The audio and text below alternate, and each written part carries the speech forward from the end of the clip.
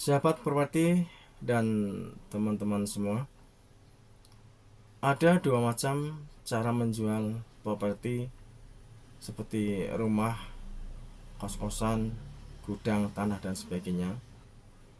Yang pertama, menjual tanpa perantara. Jadi kalau kita melihat di jalan-jalan di rumah, kita lihat ada tempelannya dijual tanpa perantara, kemudian dipasang nomor telepon, berarti pemilik rumah menginginkan langsung dengan buyer yang menghubungi dia.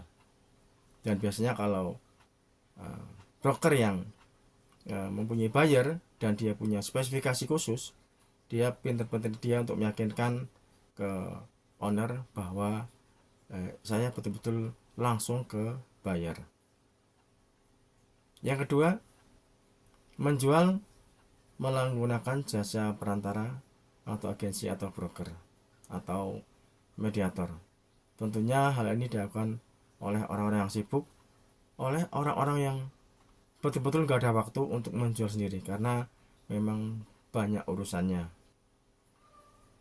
Sebenarnya apa saja yang perlu dipersiapkan jika kita menjual rumah atau properti yang lain?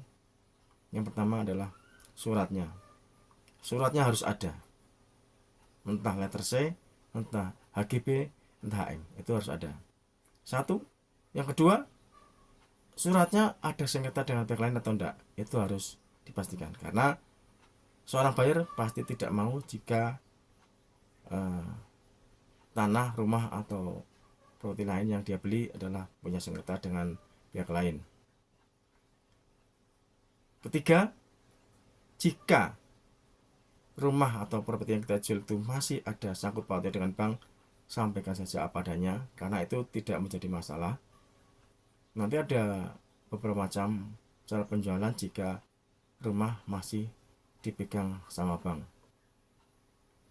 Yang keempat, jika rumah sudah tidak ada kaitan dengan bank, namun rumah tersebut selesai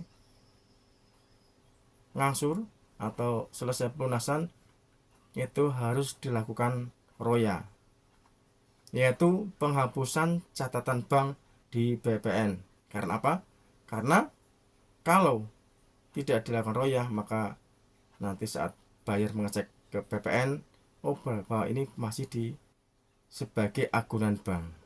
Nah itu jadi bisa menggagalkan seorang buyer yang memang betul-betul minat, tapi dia bekerja diam-diam, dia pinjam SHM, kemudian dia cek ke BPN.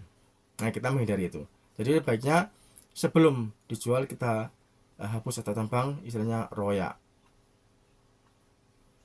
Demikian untuk mengenai penjualan dengan cara tanpa perantara dan bagaimana jika menjual dengan menggunakan jasa perantara atau jasa orang lain.